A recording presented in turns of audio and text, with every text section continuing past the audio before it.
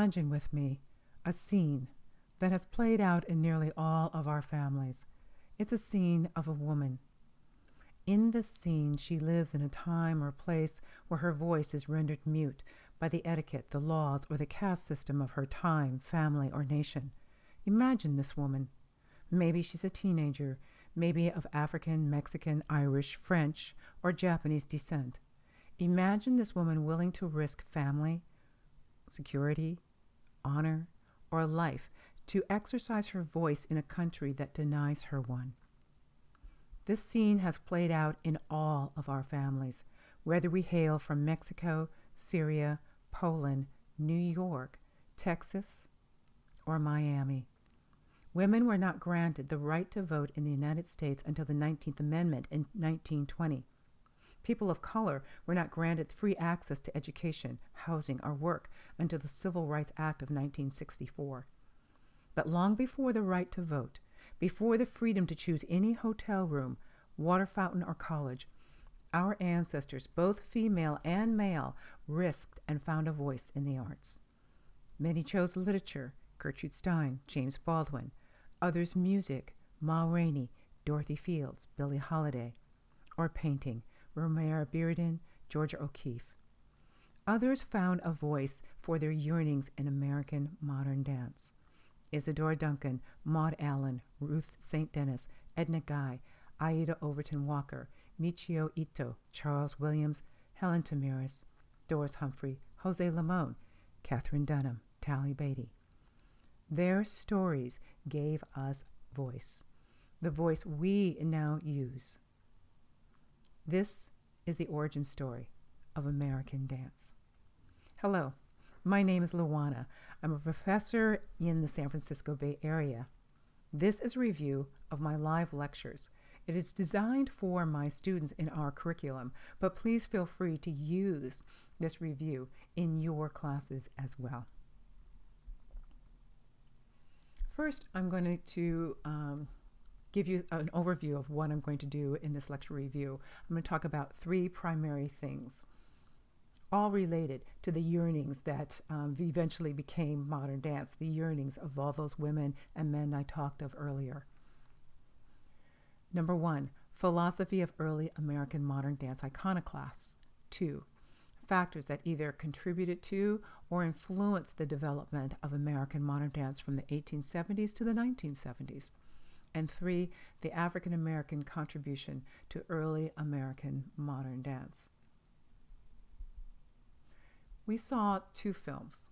The first one I showed in class. It was The Individual and Tradition, and unfortunately you can't find it anywhere on YouTube or Vimeo. You can find little small clips, but you can't find the whole thing. So those of you who are watching who are not in my class, hopefully your teacher has access to this. The second film was Homework.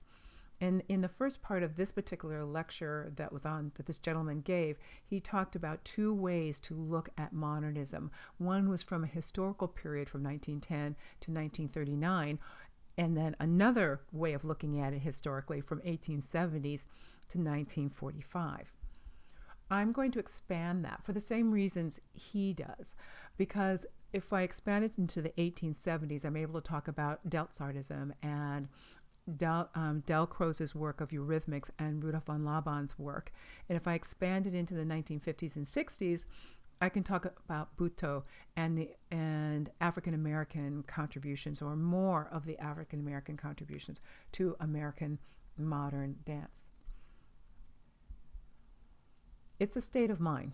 We're going to talk about American modern dance as a state of mind, as a historical period of modernism. The 1920s, 1945, as we talked about, was a really crucial time period for modernism in general. But when I think about the development of American modern dance, I expand this time period because it's really important to include some individuals that come from other countries and affect this particular country, such as Michio Ito, who was really radically rejected his tradition of both kabuki, no theater, and bugaku. As we're looking through as I'm talking rather, there are three things that come to mind. American modern dance as a state of mind. I'm going to point out three new paradigms kind of come out. Number one is a rejection, which I just talked about, rejection of the tradition. Number two, there's this loss of faith in progress, especially after World War I. We saw how, or they saw how destructive progress could actually be. They also saw the limitations of rational thought. And the third thing is these new American moderns, actually I'm just going to say the new moderns in dance, there was a drive for creating art. They created this manifesto, a cult of the new, a cult of the fragmentation. There was also a reduction of eye candy. They were through with Swan Lake and Giselle and Apollo. They wanted art that was going to stimulate the intellect and also stimulate different emotions. So we're going to drill down on this state of mind. As I mentioned in class, I'll address the philosophy, influential factors, the choreographers, and how they address tradition versus individualism, and some of their signature choreography.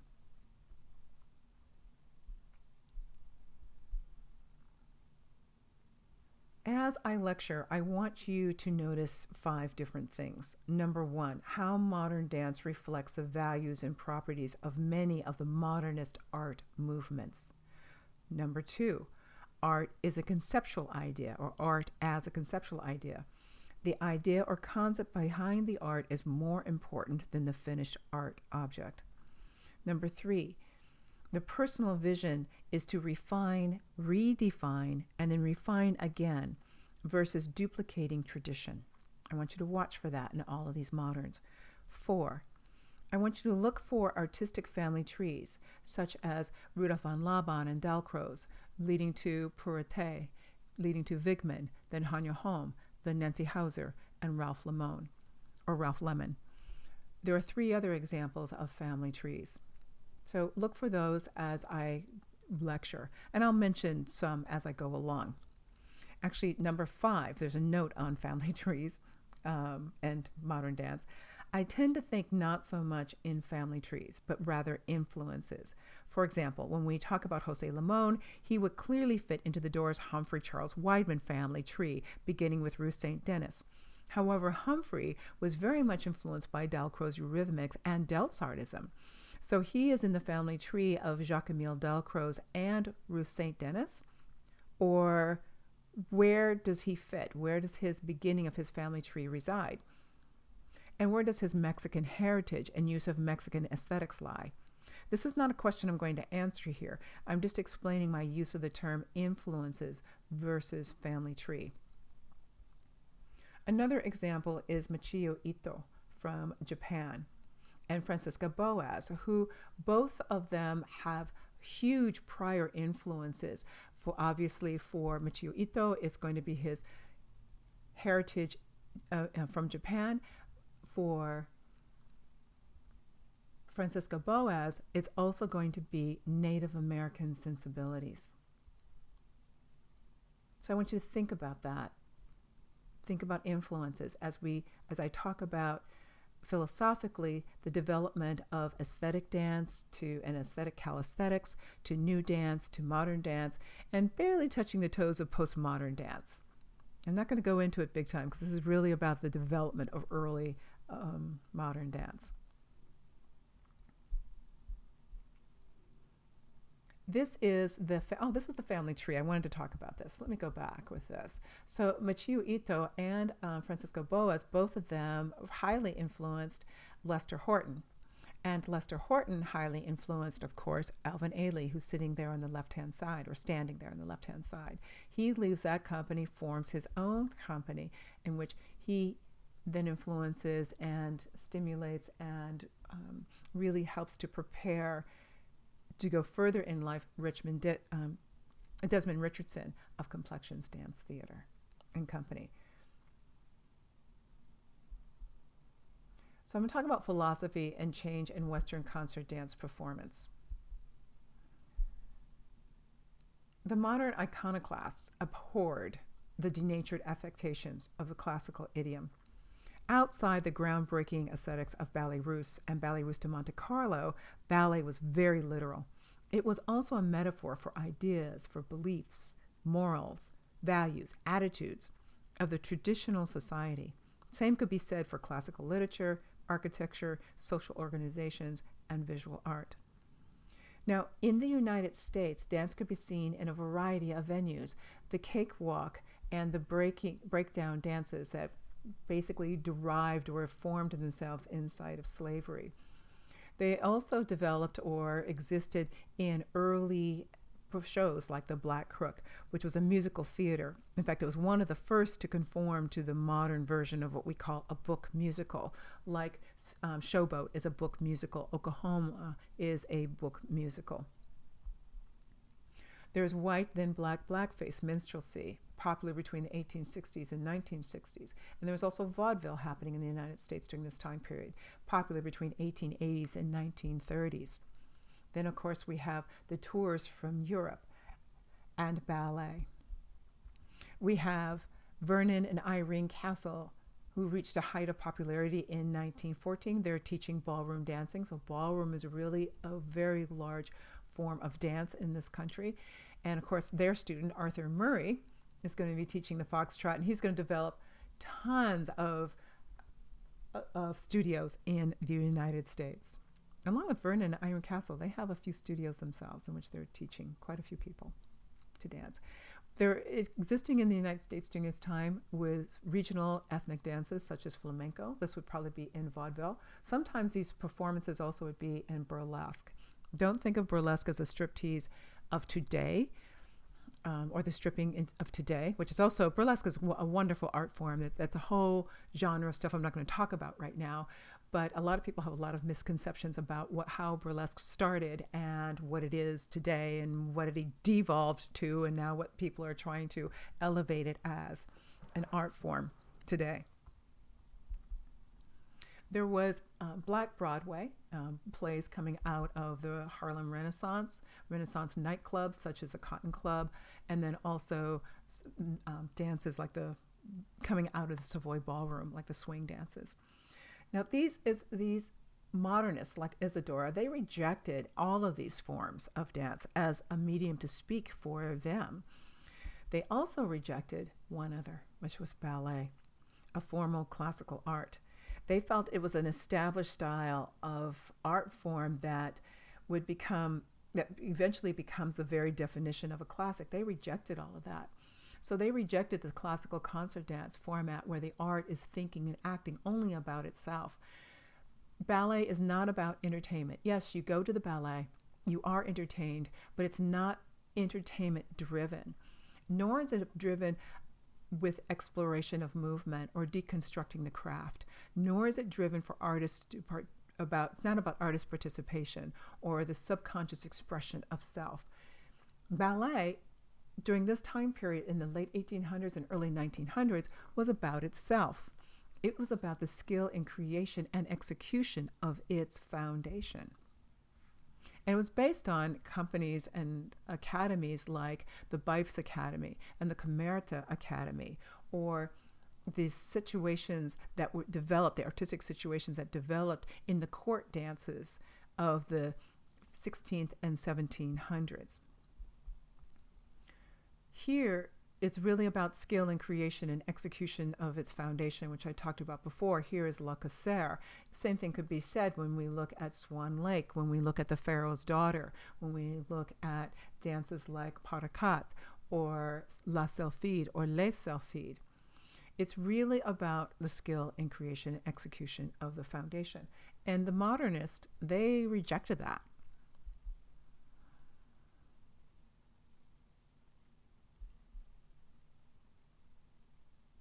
They also rejected that there was a specific language, a specific technique, an established, accessible beauty and imprint, a perfect snapshot of how one should move, and it was a reflection of a time period. They rejected that. They rejected the top-down way of thinking belonging to an Italian, French, British, then a Russian aristocracy. They rejected Swan Lake. some rejected kabuki, no, and budoyo. So there's a change in Western concert dance from the established style of a classical dance form, the choreographer working within limits of a classical vocabulary, and the dance that is politically and socially mandated from the top down. They also rejected fairy tales and vocabulary of another time with accompanying politics and representation of women. They wanted a new dynamic. And I'm going to talk about this new dynamic. There are 11 points that I want to make, and these will be numbered to kind of help you out. So the first one, yes, these are going to pop in on you. The first one is to move away from the rules and structures of the past, to define and redefine, pushing the limits, the boundaries of what dance could be. This is Buto. It's a direct assault on refinement, a direct assault on understatement. It's crude physical gestures, uncouth habits. It's an opposite dynamic aesthetic of the kabuki. Here we have also Isadora Duncan. This is a quote by Horst. Isadora Duncan made a complete break from the academic by discarding her shoes. Her feet, instead of being a point of escape from reality as in ballet, became the essential contact with the life-charged earth. That's a quote by Louis Horst. Of course, when we look at Isadora Duncan, at least when I look at Isadora Duncan now, I think of another woman by the name of Lady Hamilton. Here she is.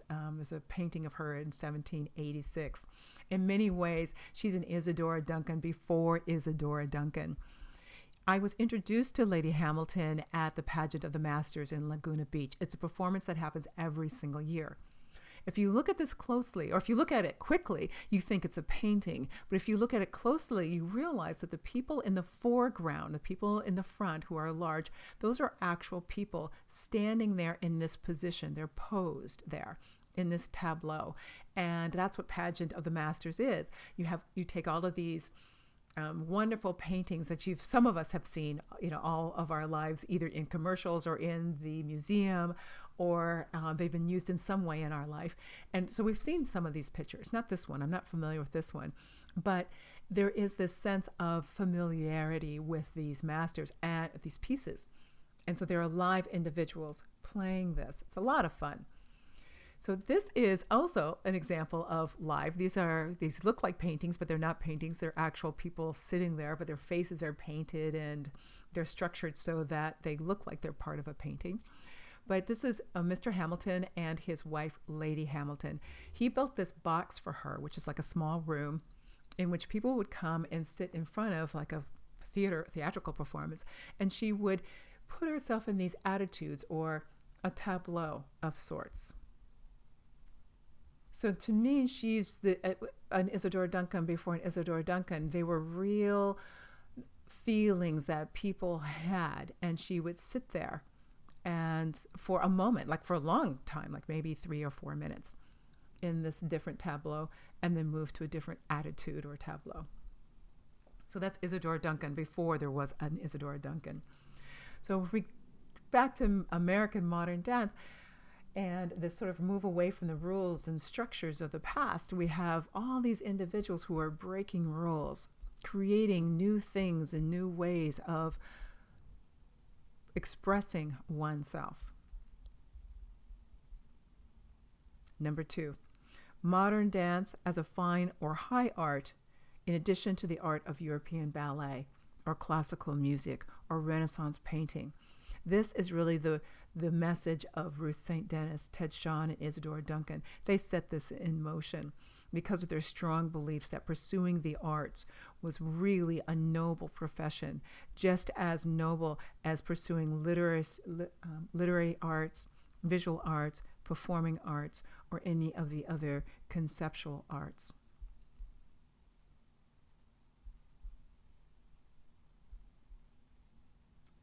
Number 3.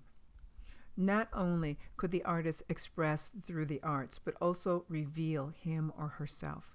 There is an atmosphere of creative and more individualistic approaches to dance.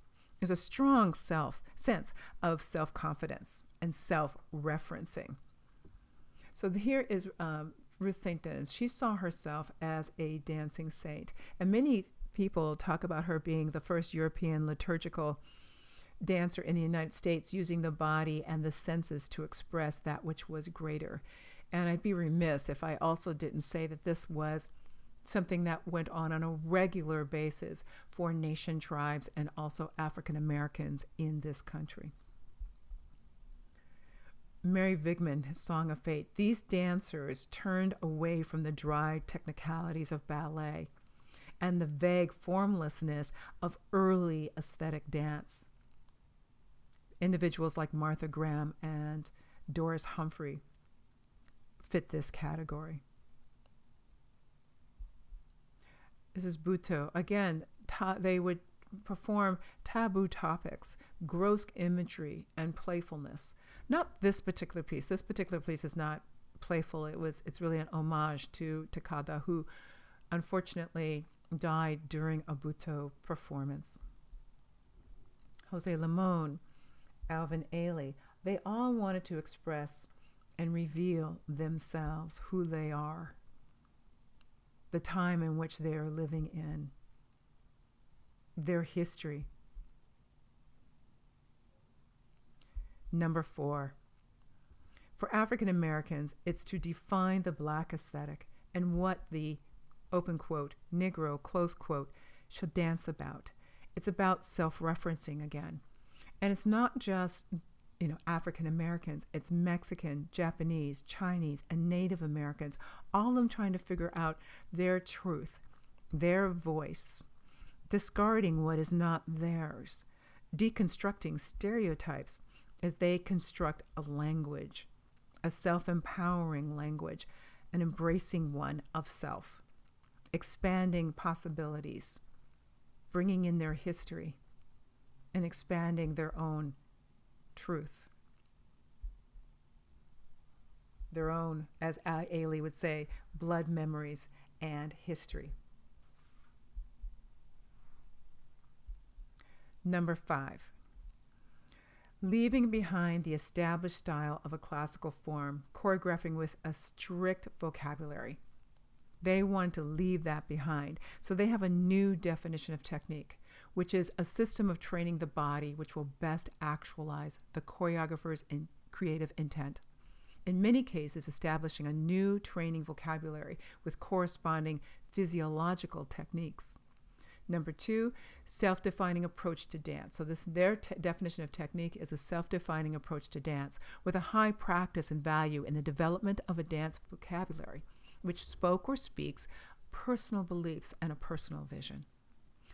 And finally, to develop the development of a personal and psychological style of dancing, and therefore an intellectual discourse that prepares people to dance their dances. This is the new definition of technique. So we have individuals like Loie Fuller and her muses, Isadora Duncan and her Isadorables, to St. Denis, who had over a dozen franchise schools in a dozen American cities. It was big. The Denishan franchise was quite large. They taught ballroom, ballet, dances of Asia, yoga, Delsartism. They taught quite a bit. Mary Vigman, Hanya Home. Of course, the Hanya Home technique is based on the Mary Vigman technique. I talked about that in class. Catherine Dunham and her technique that she developed. Of course, Doris Humphrey and her technique and her compositional technique, the art of making dances. I'll talk about that a little bit later. Jose Limon, who of course is part of an offshoot of the Humphrey technique, the Martha Graham technique. She would further develop her technique at these dance conferences like Bennington College, Summer Dance Festival. She would really develop the use of the breath and the use of the floor as the foundation of her technique, in which you can then, if you understand those two brilliantly, then you can understand the contraction and the release, the tilt, the spiral, the arc, and the intention behind that. Here is Eric Hawkins, who's going to be her partner eventually, and then leave, and he would form his own company and style. Doris Humphrey, Charles Weidman, Lee Horst. These are the students at Bennington College dancing their pavane, and they're understanding the structure of the musical structure of pavane. Lester Horton develops a technique, Paul Taylor, Eric Hawkins, Merce Cunningham, Alvin Ailey, Palabolas, Garth Fagan. Because some people say it's not a technique necessarily, but it's a style. I'm not going to weigh in on that one at all. And we have finally Nacho Dueto. And I'm going to speak a little bit about him because he's not in our books that we will study. He's highly influenced by Killian. Here he is in Killian's piece, Stomping Ground. And Nacho Dueto is on the right-hand side as you look at the image. He's interested in music, highly influenced by music and musical ideas. In fact, for him, music comes first. He's interested in literature, specifically the descriptions of characters and the use of themes, and also the use of conversations. He uses that in his dance. He's really interested in painting, and he's inspired by color and light, how light plays inside the paintings, and shapes and proportions and compositional ideas. He's also interested in dynamics of fluid language, fast work. His work can be very, very, very fast. In fact, you saw some of it. We saw the two pieces that I assigned for you. I can't remember what they are now, but you saw two pieces. I think I talk about them later on in the next review. Great importance. He puts a lot of importance and training on the male dancer and how the male dancer moves, very much too like Ted Shawn did. Number 6. Number 6 has to do with energy signatures of a culture, an aesthetic. They're played with against one another. So we have, here's an example, is Picasso, who's very much stimulated and intrigued by the symbolic and emblic nature of masks, and it very, very much affected his work. So again, and this is in all of the arts during this time period, they're playing with the energy signature or aesthetics of other cultures to kind of develop a new pastiche or a new trope or new plastique, let me put it that way. Muradin and Roger Dodge. I talked about them in jazz dance. These are American modern, well, they lived in the United States. Muradin comes from Russia. They live here and they're very interested. They're European American, but they're interested in African American social dance and African American jazz. Here's Ruth St. Denis, of course, her absolute love affair with Indian dances from India. This is Martha Graham at Denishan. I'm not sure who choreographed this on her, if this was Ted Shawn or Ruth St. Denis. Ruth St. Denis did do some pieces on her, but Ted Shawn did a lot of pieces on her. So in some ways you can almost say she's in the lineage of Ted Shawn more than Ruth St. Denis. This is Ted Shawn in Native American sensibilities. Lester Horton, same thing. Pearl Primus going to West Africa and finding a new sense of self as she studies the blood memories of her ancestors. And when we look at modernism, we have to look at George Balanchine and how he plays with African American sensibilities of fragmentation and isolations and syncopations and use of the floor. It goes on and on and on and on. Read my book. This is Alvin Ailey's Pas de Duc, with Judith Jamison and Baryshnikov playing with it. Twyla Tharp, 8 Jelly Rolls. Twyla Tharp, early in her career, was very much fascinated with American jazz. And many times she would listen to American jazz as she's choreographing. She wouldn't necessarily use it on the stage. In this case, she did use the work of Jelly Roll Morton, but sometimes she would translate it into classical music. Bill T. Jones, Arnie Zane, Helen Tamiris, using African American sensibilities of angularity. And this is Tamiris' husband, Daniel Negrin, in Strange Hero. It's a stylized dance. It's a portrait of a particular gangster. But it also shows Negrin's jazz inflected and gestural, powerful, dynamic style. Jazz idioms like the slouch and one hip thrown out and syncopation and percussiveness and legato. Daniel Negrin performed many of his pieces with an underscore of the African American aesthetic. Number 7, art is political, social conscious, and personal, from the people up, not of court values. So we're going to use Michio Ito as an example of this. He's a Japanese-born dancer, choreographer, and he immigrated to the United States in 1916. Was clearly a dance pioneer in the 1920s and 1930s in London and also in the United States. Martha Graham, Pauline Croner, Lester Horton, and Agna Enters all danced with Ito in their early careers. There was an emphasis on the upper body, and arm gestures was the signature of his particular style. And its influence today can be seen in the work of Mr. Horton, Lester Horton.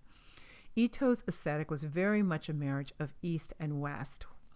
And I know I have a lot of political students in my class, and you're going, well, what's East and what's West? I'm not going to even touch that. So I'm just going to roll right along with my lecture. He created his own movement vocabulary, discarding realistic gesture and wanted to use symbolic gesture to convey a dramatic idea that had a universal resonance. In New York and in LA, Ito's blending of, again, here we go, East and West, unquote, unquote, or quote unquote, contributed to what became known as modern dance. Helen Tamiris in her songs of protest, again, we're talking about art is political, it's social conscious, and it's personal. It's from the people up, not the top down. Here's Helen Tamiris. This work is personal and it's also political. It's about the long road from lynchings to civil rights. This is about the lynching of young men who were inaccurately accused of a very serious crime and unfortunately lynched. Jose Limon, here he is at Mills College, my alma mater. He includes the aesthetics of his Mexican heritage into the work that he created and studied with Doris Humphrey. Isadora Duncan. She was more than a woman's right to vote. She was a feminist, an early feminist, a feminist. She looked at the women of her day, and she really thought that they were physiologically and physically and psychologically held in restraint. She really believed that there was beauty, natural intelligence, natural sensibilities that can come from a woman if she's allowed to just be. She was very political in her work. This is Graham's Heretic. This is definitely a political piece. The Puritan society against the artist or the individual desires. Anna Sokolow. She danced about real people in real situations. Number 8, the use of art to express a personal point of view. Now, I've already talked about this in so many different ways, but it's really important for the moderns. So the only one picture I'm going to put here is Helen Tamiris's Negro Songs of Protest. It's really about racist policies practiced in the Americas. Number 9, fragmentation is the main point here. There's an desire and practice of the articulated torso and the emphasis of the body's weight on the floor, and a sort of a study and a use of energy that's very, very different than prior to these moderns coming on the scene. Movement innovation is big, but I've talked about that, but that's part of the fragmentation. So we have all Catherine Dunham and Martha Graham, Helen Tamiris, Daniel Negrin. All of these individuals are using this sense of fragmentation, articulated torso, emphasis of body's weight on the floor, a specific use of energy, syncopation, and of course, movement innovation. One of the reasons we look at George Balanchine when speaking of modern dance is because he contemporized ballet by including all of these things I just talked about. Syncopation, hard edges, exaggerated gestures. Dance as a contemporary mentor. 10, oh my goodness, I'm almost done. Craft is deconstructed and emphasized in a way within the fine art genre, in a different way than the fine art genre. genre. I'm going to say that whole sentence again. Craft is deconstructed and emphasized in a different way within the fine art genre. Craft here is defined as the skills and artistry in manipulating the elements of an art. Here, the body moves in space, in time, with force, alone or with others, with the intention of dance from a specific point of view. So this is the Elements of Dance sheet that I used to use when I taught choreography. And I would have my students explore every single one of these elements sitting in this chart. So we also have, this is, as another example, is Laban's Octahedron. So let's just look at gliding and flicking. This is an example of an analysis of movement. The difference between gliding and flicking, or a gliding movement and a flicking movement, is space and time. Gliding is very direct spatially. Flicking is indirect spatially.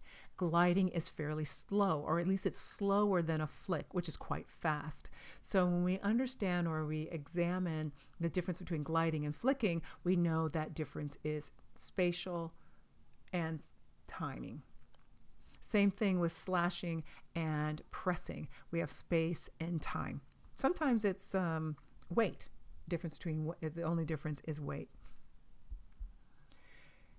So we have this sense of craft is deconstructed. Here we are with, I love this, Trisha Brown's man walking down the side of a building. All of the hyperbole, all of the characters and stories and plot and use of the stage, all of that is being thrown out with Trisha Brown's walking man downside of building.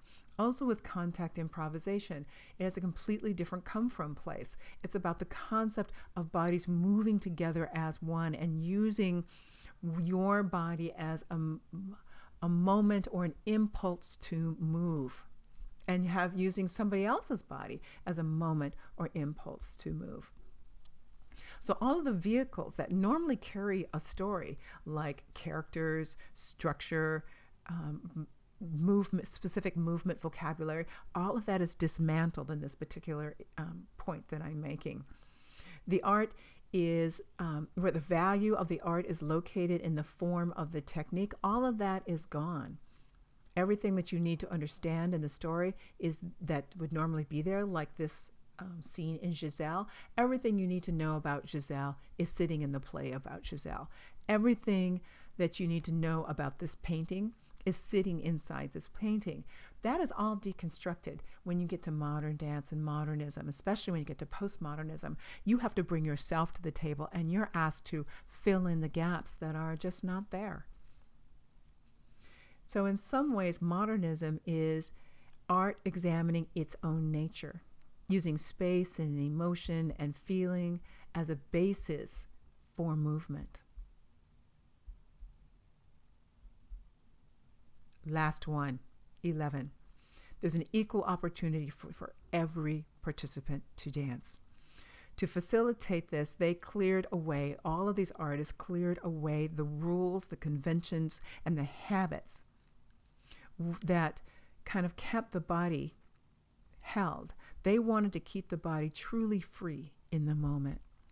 They went all the way to the point of creating a no manifesto, which no spectacle, no virtuosity, no to the heroic, no to the anti-heroic, no to trash imagery, no to style, no to camp, no to moving or being moved. So I've just talked about a change in Western concert dance. This is happening with modernism, from the established style of a classical dance form, from choreographer working within the limits of a classical vocabulary, from dance that is politically and socially mandated from the top down, from fairy tales and vocabulary of another time with accompanying politics and representation of women, to a new dynamic. And this is the dynamic, the 11 points I just talked about. So, thank you very much. That's the end of this one.